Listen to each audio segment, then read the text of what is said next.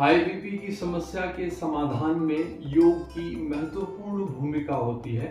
हमें थोड़ा सा यहाँ पे समझना ये होगा कि हाई बीपी की जो समस्या है या हाइपरटेंशन की जो समस्या है उसमें आंतरिक स्तर पर और भावनाओं के स्तर पर हमने बहुत सारी चीजें पैदा कर ली हैं और जल्दी रिएक्शंस आते हैं और उस क्रोध के भाव की वजह से हमने इस समस्या को तो हाई बीपी की समस्या को तो नहीं पैदा कर लिया। ये एक पॉइंट है जिसको आप सभी लोगों को निवेदन है मेरा आपसे कि इसको भी आप संज्ञान में लें कि हम कहाँ पे गलत हैं। कहीं हमारे स्वभाव में, कहीं हमारी लोगों को डील करने की जो तरीका है, चाहे वो घर में हो, ऑफिस में हो, बच्चों के साथ में हो, वहाँ सुधार की आवश्यकता है। क्या हम कहीं ऐसा तो नहीं कि सामने वाले की बात पूरी ही नहीं होने दे रहे और उससे पहले ही रिएक्ट कर रहे हैं, तो कहीं ना कहीं वो आदत बन गई है, इसलिए क्रोध भी आता है। तो फिर कई लोग यूँ कहते हैं कि भाई मेरे को तो, मैं बहुत शॉर्ट टेम्पर्ड हूँ, मुझसे तो ऐसा ही हूँ। तो ऐसा नहीं करना चाहिए, उसमें भी योग काफी मददगार सिद्ध होता है। तो शारीरिक स्तर पर यदि हम बात करें तो हाई बीपी की जो समस्या है उसमें यौगिक विधाएं हैं, जैसे प्राणायाम है। प्राणायाम सीधे तौर से कार्य करेगा। एक गहरी सांस ली जाए और आराम से छोड़ी जाए। एक सिंगल ये जो इनहेलेशन और एक्सहेलेशन है, ये ही अपने आप में बहुत अधिक शक्तिशाली है, प्रभावशाली है बीपी को कंट्रोल करने में। बीपी एकदम सही स्तर पर एक सिंगल इनहेलेशन एक्सहेलेशन से ही आने लगता है। हम कूल डाउन होने लगते हैं, हम काम डाउन होने लगते हैं।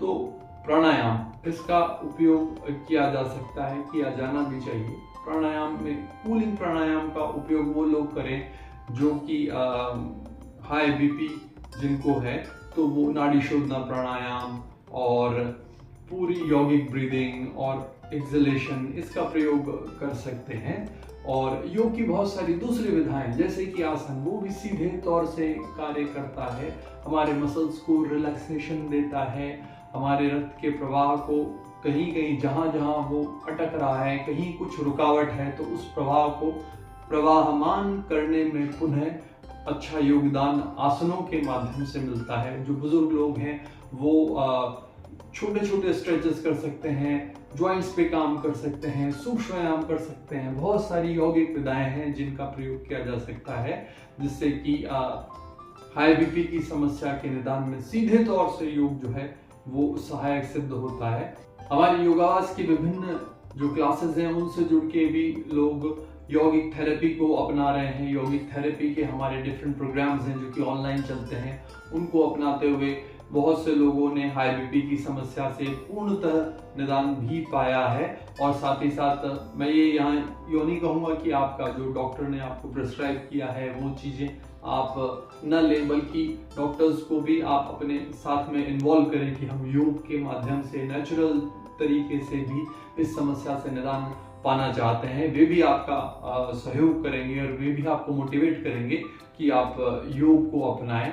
और साथ ही साथ मेडिटेशन, जो एक बहुत अच्छी और सीधी सादी सी विधा है जिसको आप अपना सकते हैं, वो आपको कूल डाउन, काम डाउन करने में बहुत सहयोगी सिद्ध होगी। बीपी जो है वो एकदम से ठीक और नॉर्मल होने की ओर बढ़ेगा और साथ ही साथ मस्तिष्क में चिर शांति की, एक आनंद की स्थापना भी होगी। मेडिटेशन भावनात्मक स्तर पर आपको बहुत अधिक सपोर्ट देता है, उसकी वजह से हाई बीपी की जो समस्या है उसके निदान में सीधे सीधे रामबाण औषधि की तरह कार्य करता है। तो योग को अपनाएं, यौगिक विद्याओं को अपनाएं, किसी अच्छे योग गुरु के सानिध्य में आप योग को करें, स्वयं से ना करें, सोशल मीडिया देख देख के ना करें, किसी योग गुरु का सानिध्य करें, उनसे सीखें। योग सदैव ही एक सहायक टूल के रूप में आपके साथ में उपलब्ध रहता है और विभिन्न बीमारियां, न सिर्फ हाई बीपी या लो बीपी की समस्या, बल्कि विभिन्न बीमारियों के निदान में एक सहायक मित्र की भूमिका निभाता है। तो आप सभी लोग योग को अपनाएं। हमारे यौगिक थेरेपी प्रोग्राम्स जो हैं वो ऑनलाइन हैं, उन्हें भी आप कर सकते हैं। बहुत धन्यवाद।